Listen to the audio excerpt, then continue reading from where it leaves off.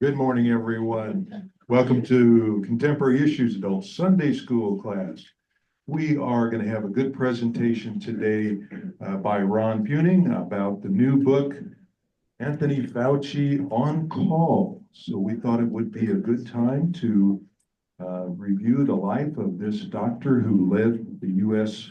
program during COVID and much earlier service to 7 presidents and many interesting virus and other programs that he was involved in. So a lot to learn today, HIV and Ebola, and a lot to learn about medicine, politics, science, current events. So we will delve into that. First, though, I want to do our usual announcements. Zoomers, nice to have you here. Please mute yourself on the lower left corner of your screen when you're not speaking. And we are recording this for future playback on YouTube for those who can't be here. And we will be talking probably about politics in some fashion today. So please be kind in your comments as usual to both sides of the political spectrum today and speak with respect and consideration. And we'll try to do the same from up here, of course. And other things, I want to welcome our first time visitor, Jane Whitman, a friend of Vicky's. So nice to have you here, Jane. Across the hall. I thought I'd seen you before. Yes. Well, we're growing, so we need more space. And other things in the news. Let's see, a couple announcements about church. There is a men's retreat coming up in April. And I want to invite anybody to come, any men to come and sign up online. Our 2 pastors, Feldmeyer and Rev. Jerry Lee Butler, will be speaking about biblical models for living. So it will be a good presentation up here in Broomfield at the Omni Hotel over a couple of days. The cost is online. I think it's $325 for a room and meals for the 2. Don't hold me to that exactly, but sign up by mid-March for that. And also there is a good class going on Zoom. Currently the Bonhoeffer book that Rev. Jerry is leading. Vicki and I tune into that each Sunday night at 6:30. There's about 40 or 50 people in that class. And the sisters are doing it too, and you have 50 also. So good, really good discussions about faith and civic responsibility in that class. So if you want to do that one, you can always sign up on the St. Andrew website also for that class and get in on it tonight if you want. Okay, other thing, well, we have a packed house today. Everybody's here. 60 degrees and everybody comes out. That's good. Things in the news this week. So sad about the Wednesday plane crash in Washington, D.C. I'll talk to a lot of people who've flown in and out of there and talked about how congested it is and that it was probably overdue for some accident in that area and reforms in some ways that they regulate that space. Anybody have any memories of flying in and out of Reagan Airport? Yep. And yes, it was very sad to see. Very tight. Yep. Well, and then also, what? Was it Thursday?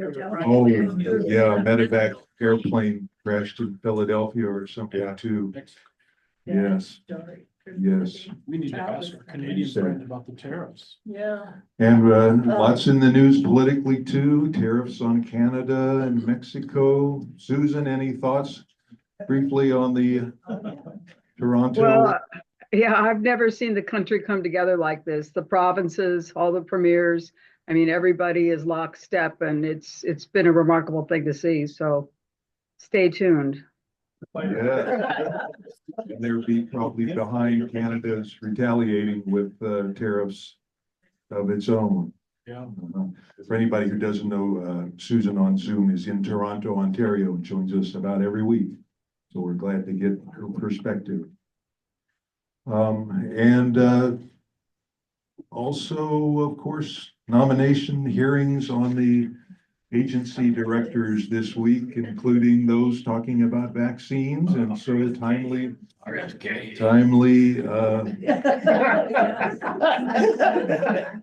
discussions for our book today. Okay, with that, any other announcements? Anybody have? Okay, we're turning it over to our frequent presenter, Ron Newman, Ron Cuny, who even brought a bobblehead of Fauci. Isn't that cute? Thought that was really good. Is that? Ron, thanks for presenting. Okay. All right. It's always a delight to give a presentation on someone that you really feel great about. I had a chance to talk about Abraham Lincoln this last week, and it really made me feel good. And of course, this morning we're getting to talk about Tony Fauci. And he's a guy, if you read his book, you'll feel, wow, I wish we had more Americans like this. So I hold him in some of the highest esteem. His book, of course, has been a bestseller. Some people don't like him, but I think if you read the book, you'll find that I wish we had more Americans like him. Also, I think another thing I cheer about is we have so few books on the bestseller list that really deal with good scientific, medical, or economic common sense and good information. I guess people want to read about their favorite beer or who's going to win the football game. And not that it's wrong to have that, but we need more people who will read and get seriously educated about important issues in medicine, politics, science, etc. So it's a delight to have a book like this. We've got a couple really good handouts. I may have broke the church machine. Well, I didn't do it. There's a 5 or 6 page article out of Scientific American, the latest issue, that is one of the best and most upbeat articles I've ever read. And it looks at vaccines, what they've done in terms of saving lives and preventing people from dying of horrible infections and infectious diseases. And it's really something to stand up and cheer about. I think one point in the article says, vaccines are one of humanity's greatest achievements in terms of having furthered the lifespan and life quality for humanity in the last 50 years. And when I hear somebody bad-mouthing vaccines, it just makes me cry because, my gosh, yeah, what can you say? An excellent, how many have a DVD player still? A lot of folks are phasing them out. Yeah. Yeah, a lot of folks are phasing them out. My younger, they're saying, "Oh, Dad, you're back there with your 8-track tape," and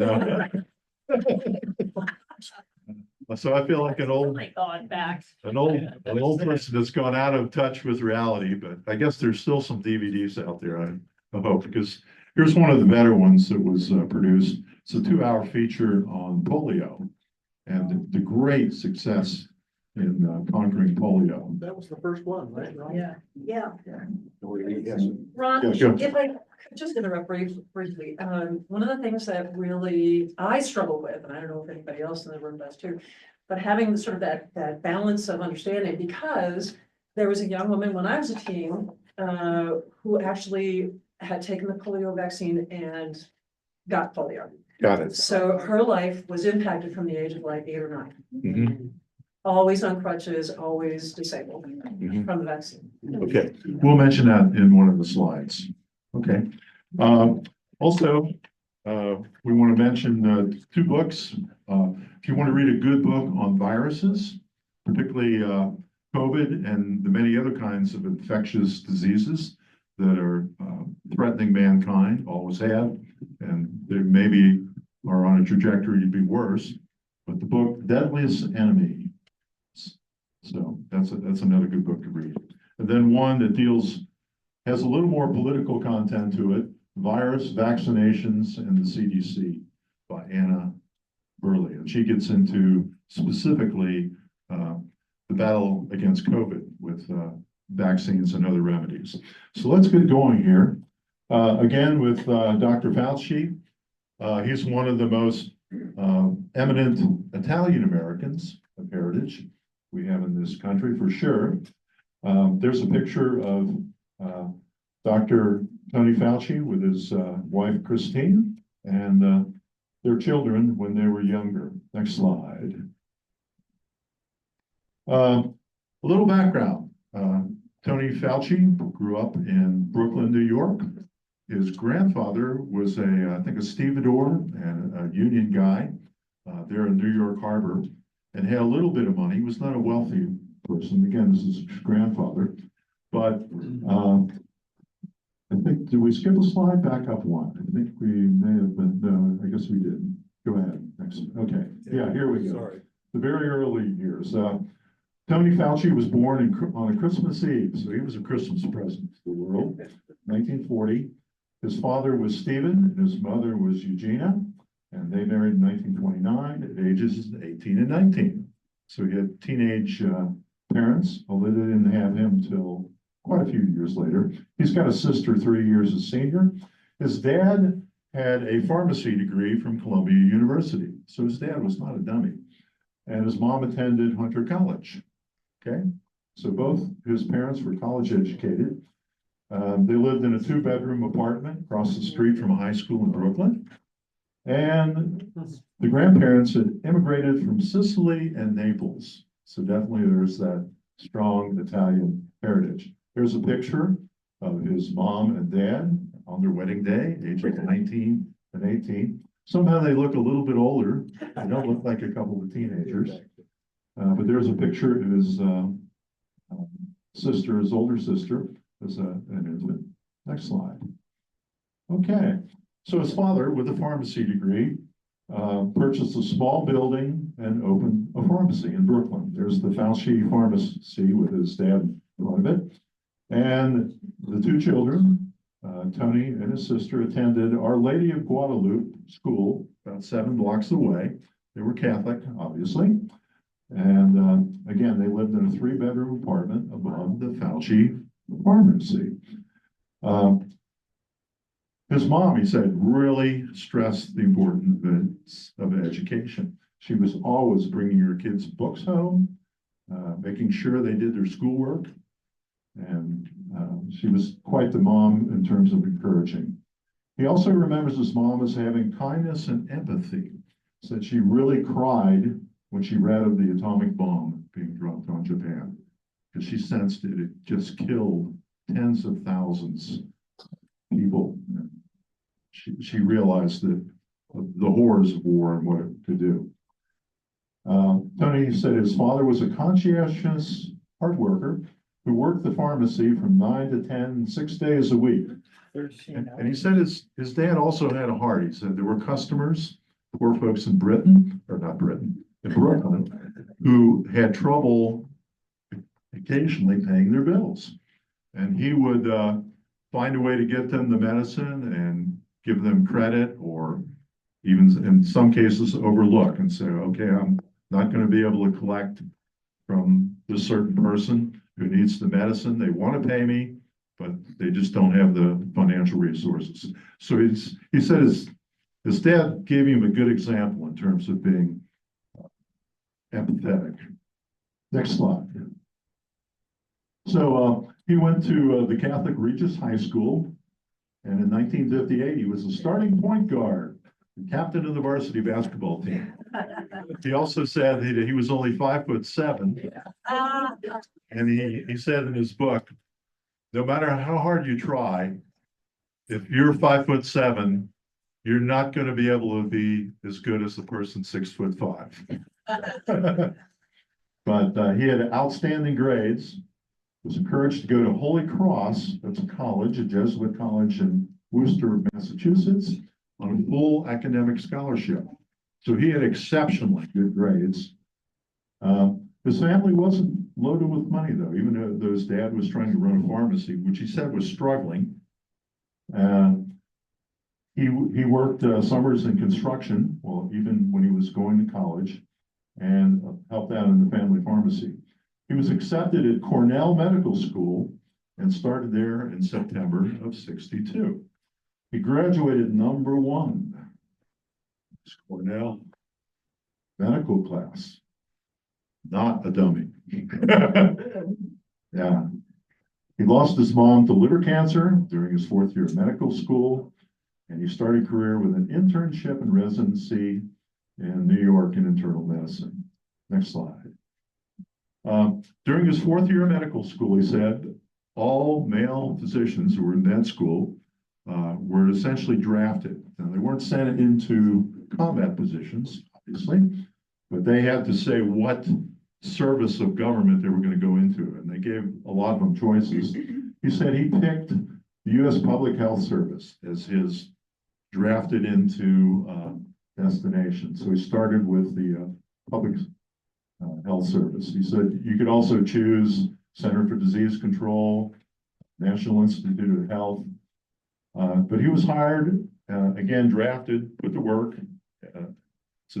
Shall we call it his military obligation there during the Vietnam era. He was put to work seeing patients in infectious diseases research and clinical immunology. He arrived at the National Institute of Health in Bethesda, Maryland in June of '68, and he worked on research projects dealing with infectious diseases and cancers. Next slide. All right. Dr. Fauci is kind of known as maybe the father of AIDS research to a good extent. He certainly wasn't the only person, but he's clearly, I think, the most prominent medical person in terms of recognizing and attacking and trying to come up with a cure for HIV and AIDS. He said it in June of 1981. He was reading the Center for Disease Control weekly report that they put out. And there was an article called Pneumocystis Pneumonia, Los Angeles. The article described 5 otherwise healthy young men with a condition normally only seen in persons with severely compromised immune systems. This was his first recognition of the emergence of HIV. About a month later, July 3rd, 1981, there was a follow-up article that said that this pneumonia type thing has shown up in 26 men in the New York, Los Angeles, and San Francisco area. Some also had Kaposki's sarcoma, a rare form of cancer, usually only seen in persons with very weak immune systems. He said to him, from an epidemiological standpoint, the disease looked like a sexually transmitted virus, since tissue exams and all the other tests they do couldn't come up for another reason. Incidentally, this week, there was an article in the paper that cases of syphilis in Colorado tripled in the last couple of years. So syphilis, which is of course sexually transmitted infectious diseases for the most part, is on the rise, and they're trying to combat it. Okay, next slide. He calls the 1980s somewhat the bit of a dark age. He said he dropped other medical efforts in the 80s to concentrate on AIDS, and some of his cohorts said it was a bad career move. You know, you could make more money elsewhere. But he said the 1980s were his dark years, where AIDS took thousands of lives, and hard work treating AIDS patients proved very unsuccessful for many years. And I know there are at least several people in this class who have siblings, children, relatives, cousins, whatever, friends who died of AIDS. It was not a small thing. It killed many, many thousands of people. The symptoms of an HIV infection, there's a picture there, lymph node swelling, headaches, respiratory system, dry cough, skin, nausea, vomiting, diarrhea, muscle pain, weight loss, joint pains. It starts and it advances toward death unless you can somehow intervene and stop it. Next slide. Okay, the good old body cells. We think of blood cells as just being one type, but there's really many, many types of blood cells. There are some of the names: monocytes, lymphocytes, basophils, platelets, et cetera, et cetera. It goes on. And we could certainly do a whole semester lecture on that. But lymphocytes are the most important cells in the immune system. And there are different kinds of lymphocytes. You've probably heard the word your T cells and your B cells, maybe not. But the T cells are thymus gland derived, and the B cells are bone marrow derived. T for thyroid and B for bone. But it turns out that both the T cells and the B cells have an important role to play in your immune system. I don't see the blue bugs up there. The what? Okay. Ron, the last slide had an important thing. He was only married a year. That messed up his marriage. To his first, yeah, to his, he had a relationship with a gal, got married, and that marriage only lasted about a year. He said, I worked myself to death and didn't, yeah. Subsequently, his next marriage has lasted for decades and produced the 3 children. Yeah. All right. It's always been interesting to see pictures of viruses. They come in many shapes and sizes, but there's one of not of HIV, but of an influenza virus. And they have what they call the H spikes, which are the longer ones, the arrows, harpoons, and the N spikes. Is that a coronavirus also? Yes, it is. Yeah, that's one of the types. Next one. So we got the N, and there's a really good, you can see a picture actually made with a scanning electron microscope of a flu virus. And again, you can see those spikes. It looks like a golf ball that somebody put little needles into. Is that how they attach to other cells? Yeah, and those spikes are proteins, different kinds of proteins, and we'll talk about those a little bit. Next slide. Primates. All right, and that picture on the right is an HIV AIDS virus, and the AIDS virus are the yellow ones infecting a human cell. So those yellow things are not good. By 1985, the number of HIV cases in the US was up to about 16,000, with at least 229 children infected by an infected mother upon their birth. Just going down the birth canal of an HIV infected mom infected many of children.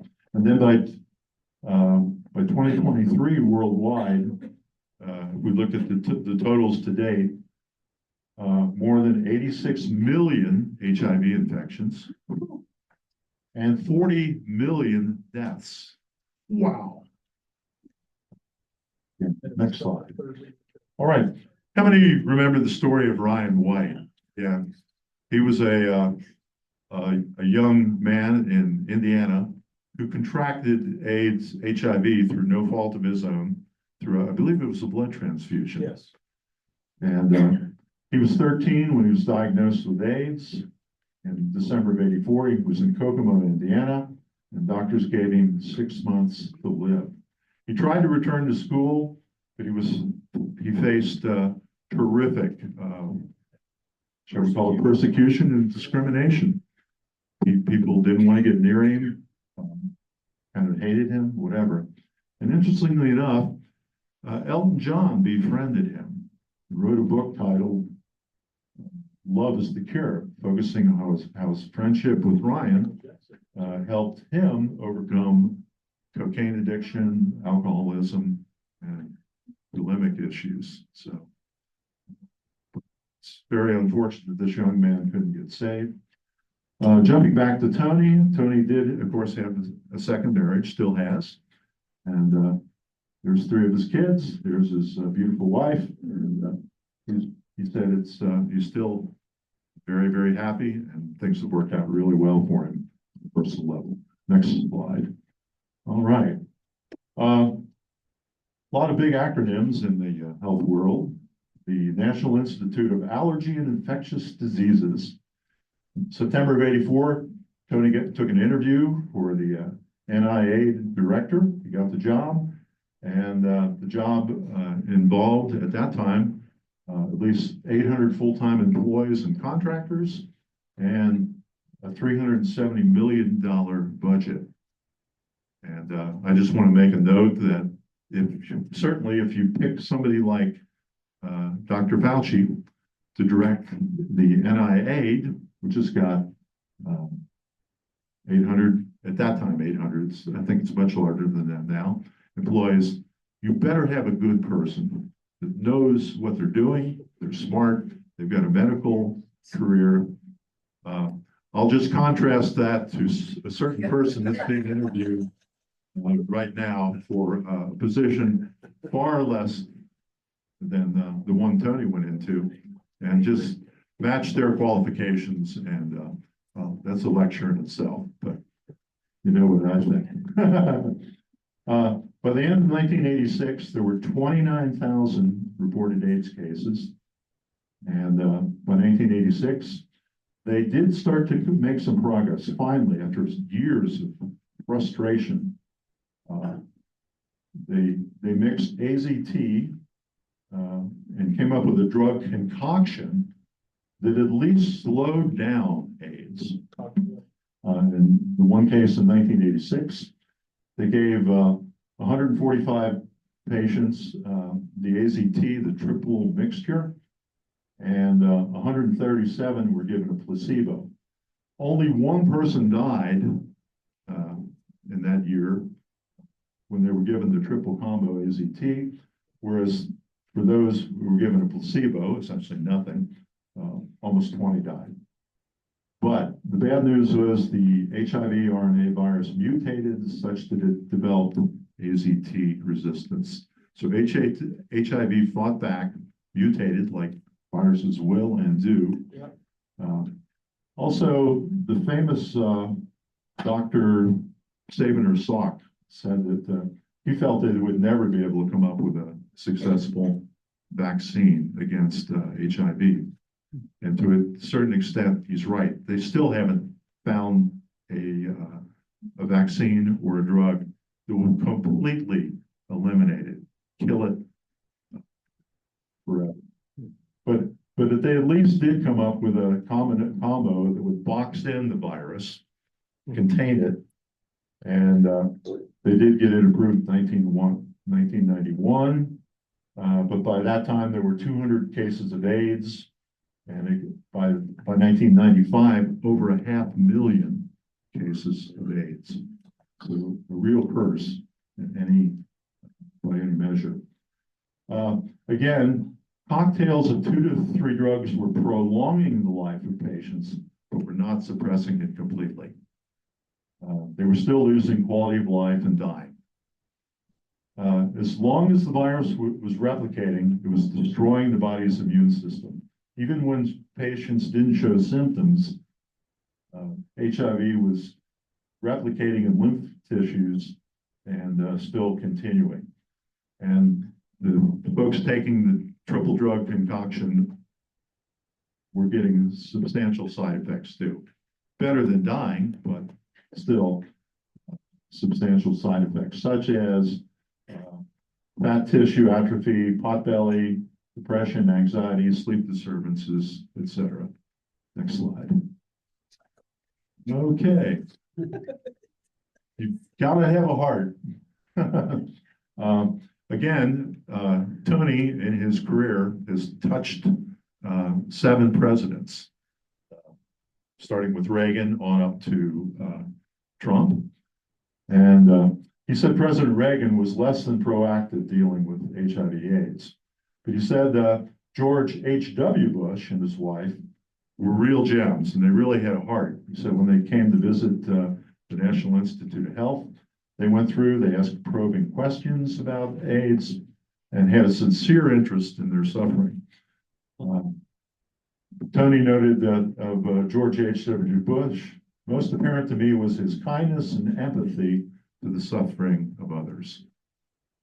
So he gets high marks. When he attended a support group meeting for AIDS patient, he spoke to everyone. And the staff even hinted it was time to move on, but he was taking all the time he needed. So he had a heart. Reminds me of the movie Damn Yankees. They sing that song, "You Gotta Have Heart."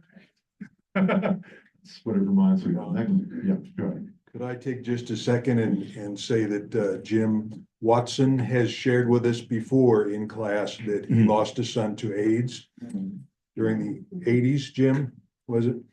90s? Would you like to share anything about that experience or about Fauci? Jim? No, I have nothing to offer. Maybe Jane has. Oh, there's Jane. We just wanted to recognize your situation. Well, we had good doctors, but of course they were all trying to find what they could do to relieve the whole situation with AIDS. But our son, Jay was his name, he was 33 when he passed away. But he went through a lot of experimental things that they had. Also, he, had something happened with the eyes, his eyes, so he had eye surgery. A lot of things that he went through that were side effects of various things at the time. Thank you for sharing. We're thinking of it. All right, next slide. That was in the 90s. All right. Interestingly enough, Dr. Fauci points out in his book, he was a good friend with Dr. Jim Dixon, a MASH surgeon from the Korean War. And he said this, Jim gave him the advice, when you advise the president, VP or White House staff, he told him, base your advice on truth and scientific evidence. Do not sugarcoat anything. So he was telling him to tell it like it is, particularly scientific advice. He said, someday though, you may tell them something they don't want to hear, perhaps implying that their administration's handling of something was less than perfect. He said, don't fall into the trap of being afraid to disappoint the ear and advising only to please. Okay. But he went on and said that, again, he pointed out George H.W. Bush. He said he was very receptive. And at one point, George H.W. Bush was offered him the head of the National Institute of Health. And Tony said, and sitting down one-on-one with the president, he said, I'm pleased that you've offered me this, but I think I can be of most service to the country if I stay right where I am.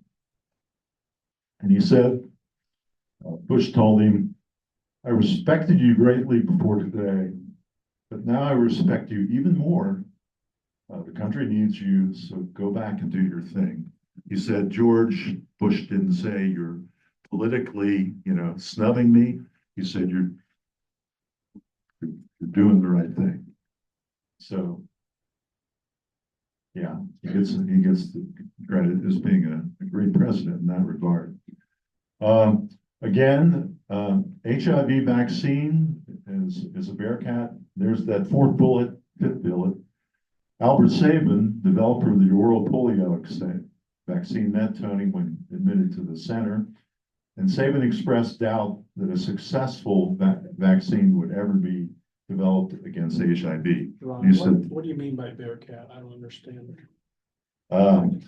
Bearcat is University of Cincinnati imaginary animal. It's a combination of bear and a cat. So when we say something is a bearcat, we mean it's a wild cat, hard to handle. Yeah, Okay. that's what a bearcat is. Sorry. Of course. And so far, they say Never heard of it. he's been correct. They have not developed a vaccine that can kill HIV. You're even seeing ads today on TV where they'll say this drug combo will bring you down to an undetectable level and keep you at an undetectable level. But it doesn't say it's going to completely eradicate it. Magic Johnson, a good example. Exactly, yeah. That's right.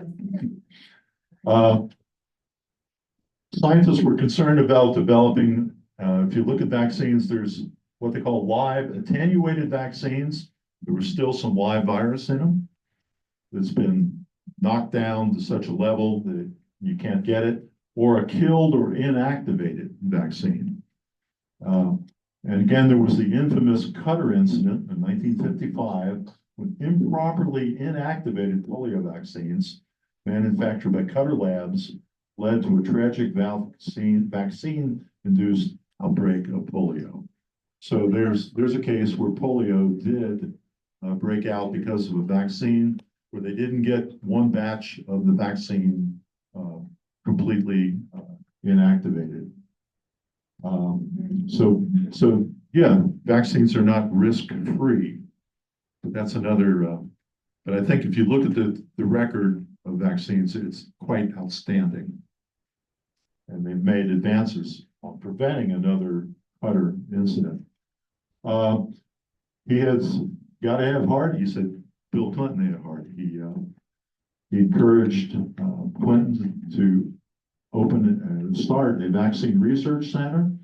And he said within 2 years of presenting the idea to Bill Clinton, they managed to get that center funded, built, and started. He said that, and Bill had a real nice attitude toward fighting disease and trying to help people, particularly with HIV. And since the vaccine research center has played a role in working on a whole bevy of infectious diseases. So it's been a real blessing to the country to have this vaccine research center. Next slide. Okay, the viruses. Viruses are biological entities that can replicate and change with time but cannot be considered alive. Some people say, what do you mean they're not alive? Well, they can reproduce through pirating and latching on, but they don't have their own metabolism Or nucleus. and whatever. No energy production or metabolism. They're strictly a pirate, a parasite that works with other cells, invades cells. Next slide. Here's a virus life cycle. A virus particle comes up, attack the human cell, and once the virus particle reaches the host, it attaches using surface proteins. Remember the spikes we talked about? The H and the N. So it comes in with its spikes, tries to harpoon your healthy cell, and then invade. The virus's genetic material gets inside the host cell, and then the virus takes over the host cell machinery and makes lots of copies of itself. So it invades the shop, takes over the printing press, and uses it to print its own bad things and sends them outside the cell to try to go off and attack other cells. And of course, one of the things you want to try to do with the vaccine is to come up with a way to put proteins on the surface of regular cells to help them fend off the harpooners. Oh, that's the basic idea? Yep, that's one of them, yeah. Say it again, Ron. You want to try to do things that will prevent the virus from attaching to healthy cells. How Next do you one. do that? Okay, well, next slide, we'll add a little bit to that. Okay. This top sentence talks about something called a protease inhibitor. They're medications that prevent enzymes from breaking down proteins, which can stop viruses from replicating or stop the cells from spreading.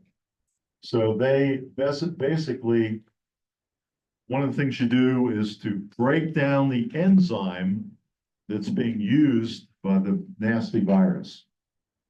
So it can't get into cells. Viruses use an enzyme to push away proteins that are deadly to its children. So the virus tries to make these, puts out these enzymes, and the enzymes kind of go ahead as an attacking force on other cells and weaken them so the bad guys' kids can invade you. That's the essence of it. They did find in 1996 a huge breakthrough. When a protease inhibitor, that's one of these medications that stops the enzyme of the virus attacking, they found when they combine AZT and this protease inhibitor, they got a triple combo drug that Tony calls one of the greatest achievements in medical research in history, because even though it didn't completely kill the HIV, it suppressed it to such a level that it was undetectable. And that's where we stand today. We have this triple combo with a protease inhibitor that will stop the virus from, it won't completely eradicate it, but keep it from multiplying and growing. Next one.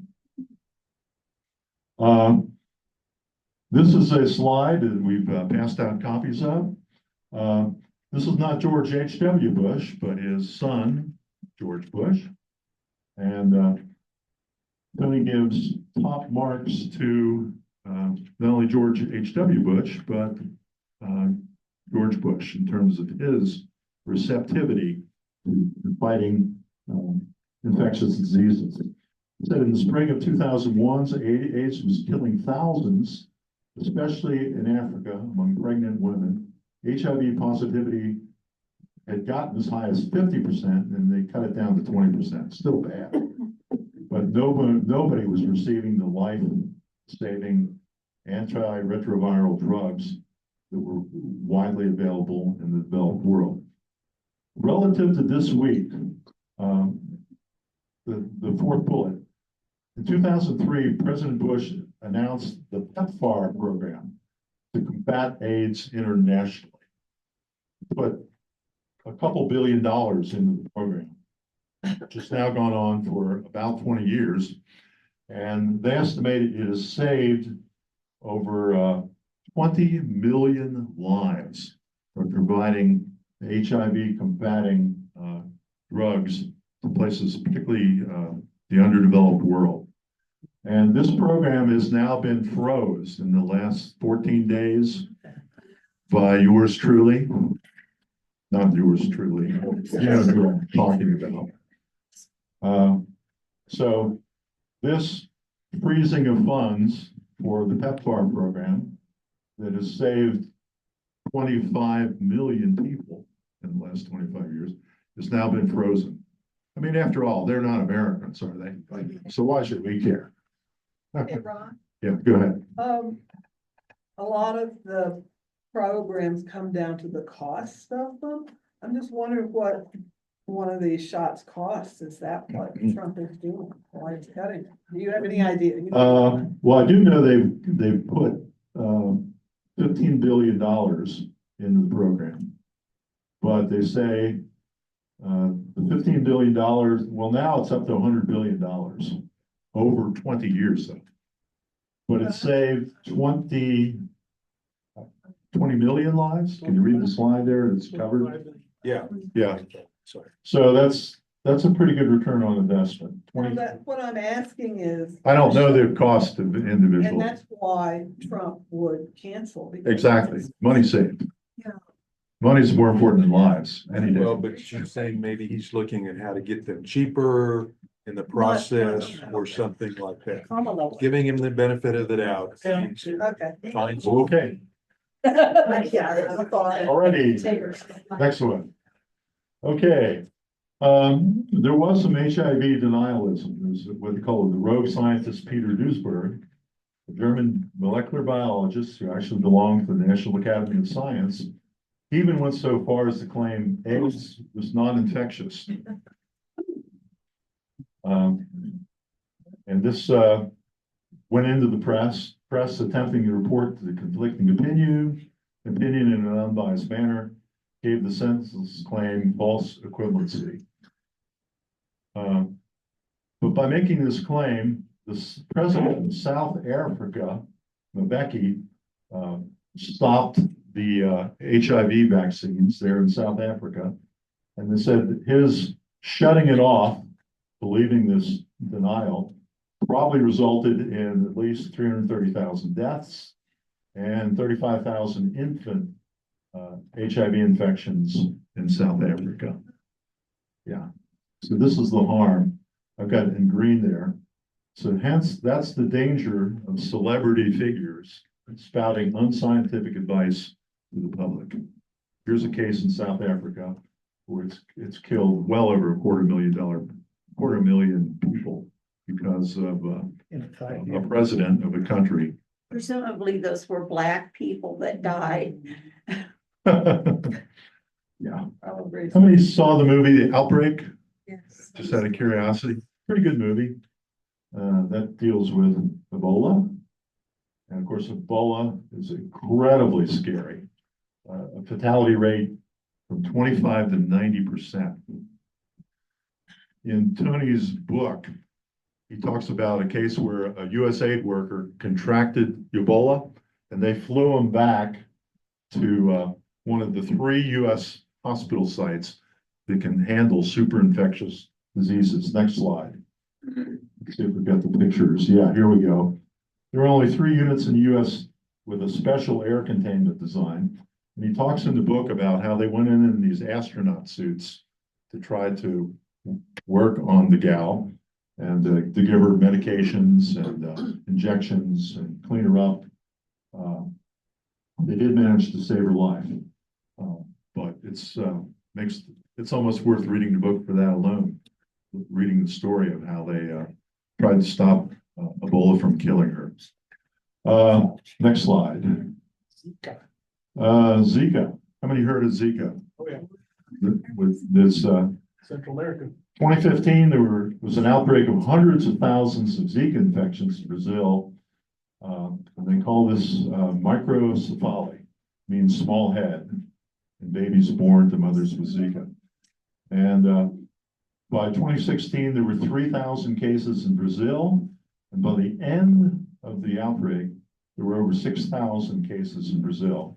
And a lot of people born in Puerto Rico and some other Caribbean area and South American countries with other congenital abnormalities. So certainly Zika is a horrible thing. And the agent for Zika is the Aedes aegypti mosquito, which he said we also have in the States along the Gulf Coast. And this same mosquito can also help spread some German measles, chickenpox, and, or no, I'm sorry. It says German measles, chickenpox, and toxoplasmosis can also cause microcephaly, this small head deformity. Okay, next slide. I think we're down to about the end. Zika aid. He talks about the politics of how partisan politics were in 2016 really slowing up a lot of vaccine development. I'll pass over that, move on. And there's a cartoon I like. Sure, I spent 50 years of my life studying viruses so I could trick rednecks into wearing paper masks as my career goal. As we finish the book, there's a heavy part of the book, late chapters, that deal with Dr. Fauci's work with Mr. Trump on handling COVID virus, and he fell out of favor with Trump. He also fell out of favor with some Americans who felt that many of Dr. Fauci's recommendations were too severe and too restrictive, particularly regarding masks and some of his recommendations. Hurt the economy. Okay, next slide. Okay, interestingly enough, though, there's President George Bush presenting the Fauci with the Medal of Freedom Award for his role in the creation of PEPFAR, against that program I told you about. And there's Dr. Fauci briefing President Obama in the Situation Room. And I've got a bullet over here. Guess which president decided he didn't like Fauci and turned on him? What? Which of the seven? Which one might it have been? Yeah. Okay. Alrighty, let's get into some discussion. One of which is, why would a loving God create viruses, parasites, and diseases, especially those that lead to severe birth defects and long, torturous deaths? And then what can we do to make government work in science and medicine less vulnerable to political acts? Didn't create, So let's throw the ball out there. Comments? maybe he didn't create those things. That would be my first response. Okay. What'd you say, Eric? I said, maybe he didn't create those diseases. They just evolved. It goes back to omnipotence or the other one. Yeah. Omnipotence or something. I have a question. Do you know, could water have anything to do with these? I mean, like some of these diseases are in countries where there isn't really clean water. Oh, absolutely. Polio. Well, you know what? My sister had polio. She has now she's passed away. It broke out more often in summer. And my dad told me that it had something to do with, she went swimming in this water hole or something. Yeah. Franklin Roosevelt I was just thinking. went swimming in New York. Campobello. And there's, Campobello, the island. Speaking of. there's high reason to believe that FDR picked up polio on a hot summer day in a lake pond in New York that and the virus in it. The island retreat, Campobello. Polio was definitely known as a summer, and yes, water and bathroom facilities were instrumental in spreading it. You know, I remember as a kid, lining up for the polio vaccine. And there wasn't any choice. You know, you didn't have people opting out or any of that sort of stuff. If you were gonna go to school, you lined up and you got your shot. That's right.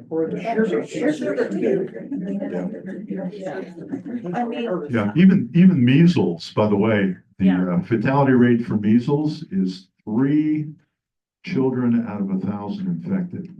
You say, well, that's pretty small. No, it's not. I wouldn't want to take. It used to be microscopic. There's hardly anybody that got measles. I got measles. I had. Yeah. After the vaccine. Yeah, but pretty dangerous. Killed 3 out of 1,000, basically, and even that's even today in countries where. Colleen. I was just gonna say, working in schools, you know, you want to make sure that every child is vaccinated. And if that is changed with the current administration, I will march. I mean, no, I mean, you have to protect the students. In the school. But see, parents demand that school districts make it optional. Yes. Parents petition school boards, they get on school boards and they demand. I work in a high school, many kids opt out of having vaccines. Because. But it never parents have used to be demanded that way. No, that's true. And that needs to be looked at. Can they opt out at elementary school level too, or they can today? In certain states, that's been Okay. I legislated. didn't know. if Because it- it's down at the school district level. Yes, and that's where it comes, interesting, thanks for sharing. One of the things that I've noticed, and maybe others have too, but there's a bumper sticker that I often see over at a private school, where it's like Mothers for Choice, and it has to do with choosing Oh. whether your child is gonna be vaccinated. It's almost like those people need to have that feeling of freedom to choose whether or not, and that whole Sure. herd immunity that, I mean, they just don't ascribe to that. Just this last week, there were a couple religious fanatic folks in Australia that were convicted of denying insulin to a young girl. I think she was about 9 years old. They withdrew her insulin, saying they were counting on God to take care of her, and she died. Well, do we have any Christian scientists in the group? No, Or somebody that? I had two students up in Conifer back in 1997, 98, and their parents stipulated that when I began talking about cancers of any kind, skin cancer or any of the other cancers, because it was part of the life science curriculum, they were to opt out. Oh, my They God. would say, excuse me, Mr. Schmidt, Because it was not their belief system. because they thought if I talked about cancer, there was an increased likelihood that they were gonna get it.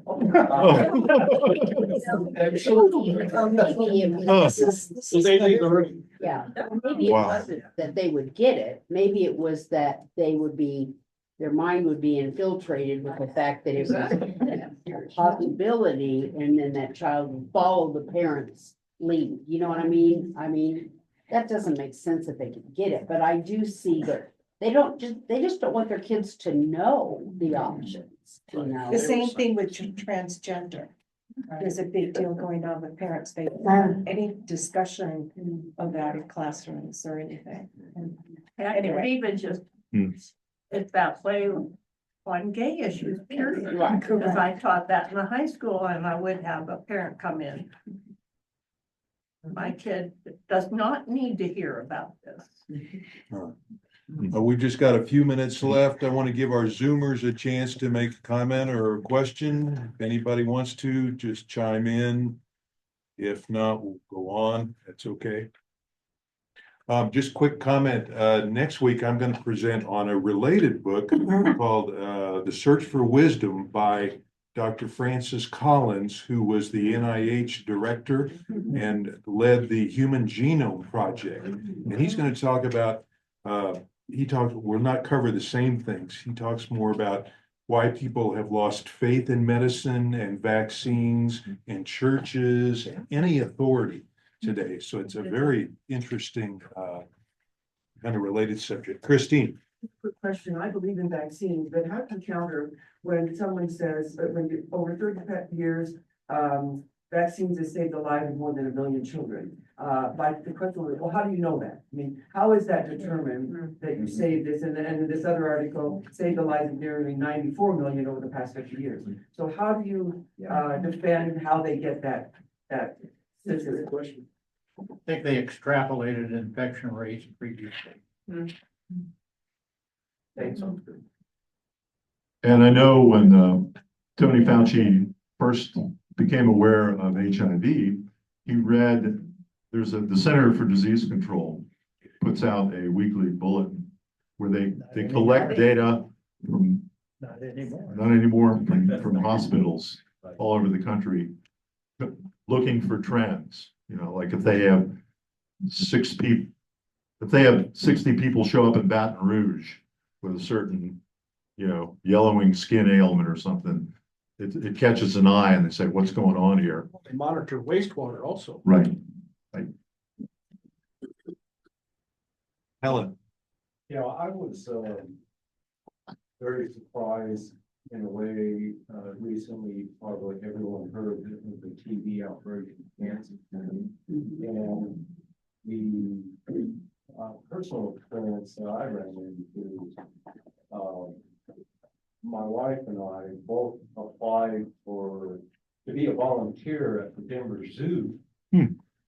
But like hospital workers or people in the health industry, you have to get tested for TB before you perform jobs in the hospital.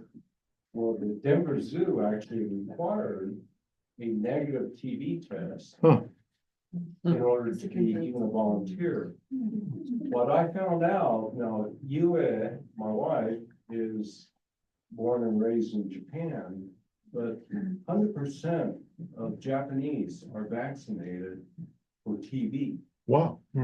And so all Japanese when they take a TB test, will test positive. Oh, So because they got that, oh, so we could not be a volunteer on Denver Zoo. oh, wow. I mean, I could, Oh. Why you because test positive? I never got vaccinated, but I never caught it. But she was just positive, and we wanted to do this together, but I thought it was extremely interesting, the difference in vaccination between Japan and the US. And when I heard about the outbreak in Kansas, I said, well, that's because the US is so, they don't require TB vaccination. And like, Wow. and so will it spread? You know, hopefully not. Have you been vaccinated? We're all gonna run away. Very good. We've got to wrap up. Any final comments? Oh, Jim? Sure. Okay. All righty. Thank you. Linda? Thought, when we were talking about the school and vaccines and whatnot, and the parents' right. Is there a movement among parents who have vaccinated their kids to ask the school how many people, how many students are not vaccinated? They can't release that information. It's FERPA. That's What? that's confidential information. The school district can't release confidential information like that. Even at a high level, I mean, that could be individuals, but Not you even can't say statistical. 1% or something. Yeah. FERPA. No, because they would sue. If you let that kind of information. That's personal. But wouldn't you think parents would wanna know that? It's a different world. Yes, we're in a new world. All righty. Thank you, everybody, for coming. Okay, see you next week. Teacher or administrator, I can't release that information.